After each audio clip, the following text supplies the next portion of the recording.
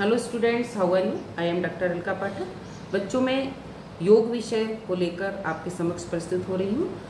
ये डीएड के एक पेपर है और इस पेपर में मैं एक टॉपिक के साथ आपके समक्ष प्रस्तुत हो रही हूँ, अष्टांग योग। अष्टांग योग शब्द से ही आप समझ रहे हैं, अष्टांग मतलब 8 है ना। अष्टांग योग क्या है, पहले मैं ये बताना चाहूँगी अष्टांग योग क्या है। अष्टांग योग का अर्थ है 8 अंग। 8 अंग यानी योग की वह प्रक्रिया जो 8 चरणों से होकर गुजरती है, तो वह अष्टांग योग कहलाती है।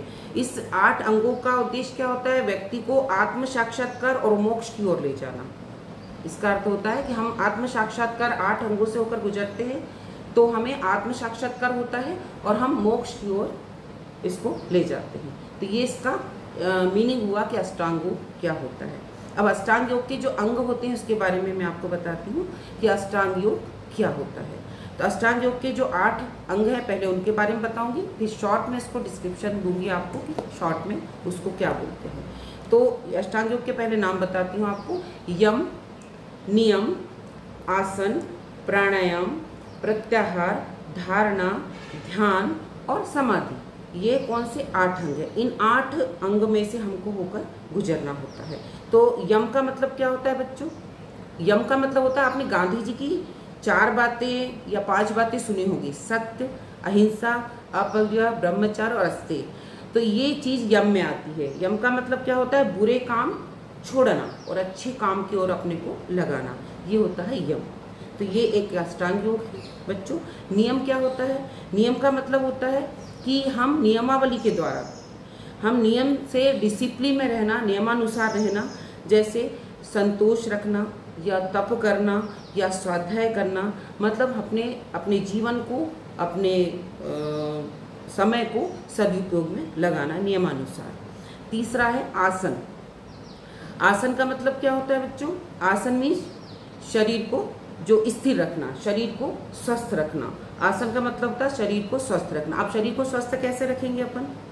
तो शरीर को स्वस्थ रखने के लिए अपने मन को स्वस्थ रखना पड़ेगा, और मन को स्वस्थ रखेंगे तो शरीर ऑटोमेटिक स्वस्थ रहेगा, क्योंकि हम ध्यान में मगन रहेंगे। फिर है प्राणायाम। प्राणायाम शब्द से ही समझ रहे हो, आपने सुना भी होगा कि प्राणायाम क्या होता है। प्राणायाम क्या होता है बच्चों? श्वासों पर जो हम कंट्रोल करते हैं। जैसे अभी मैंने बताया था आपको कि सांस लेना, उसको 2 सेकंड रोकना, फिर उसको छोड़ना। तो हमने उसको कंट्रोल करा ना कि 2 मिनट उसको रोक के रखा। तो हमारे जो सेंस ऑर्गन्स है, जो हमारी इंद्रियां हैं, इंद्रियों को कंट्रोल में करना, ये प्राणायाम होता है। ये जब हम अपनी जो 5 इंद्रियां हैं उनको कंट्रोल में करते हैं, तो ये कंट्रोल में जब होती है, जैसे हम मन को ही कंट्रोल में कर लेते हैं कि हमको किसी की तरफ देखना नहीं, किसी से बोलना नहीं, तो जब हम कंट्रोल में करते हैं तो ये होता है कंट्रोल, जो होता है कि ये अपने श्वासों पे संयम रखना, अपने आप पर नियंत्रण रखना, तो ये होता है प्राणायाम। अब नेक्स्ट है प्रत्याहार। प्रत्याहार में क्या करते हैं हम? प्रत्याहार होता है अपने दोषों को दूर करना।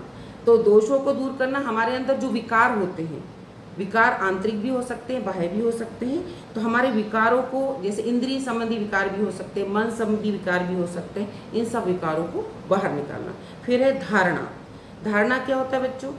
धारणा मीन्स होता है चित्त को ध्यान में, ध्येय में लगाना। धारणा से समझ आ रहा है ना? धारणा हमारी सोच, हमारे विचार। तो धारणा का मतलब होता है कि मन को एकाग्र रखना और ध्यान में अपने को, चित्त को बिल्कुल भगवान में और ध्यान में लगा के रखना, एकाग्र चित्त होना। जब हम एकाग्र चित्त होते हैं तो ध्यान में लगे रहते हैं।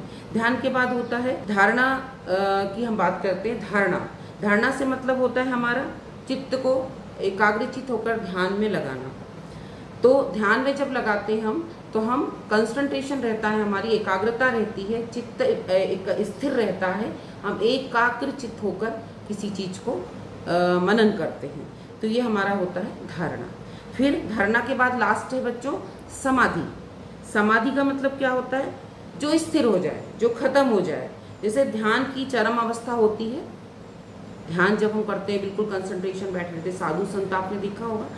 तो जब हम ध्यान की चरम अवस्था होती है, उस चरम अवस्था जो ब्रह्मलीन हो जाए, वो होता है समाधि। मतलब ये लास्ट मोमेंट होता है, लास्ट अवस्था होती है जब हम समाधि में लीन हो जाते हैं। आपने सुना होगा कोई संत है जो समाधि एकाग्रचित बैठे हैं और बहुत तप करा है, बहुत ध्यान करा है, उसके बाद वो समाधि में लीन हो गए।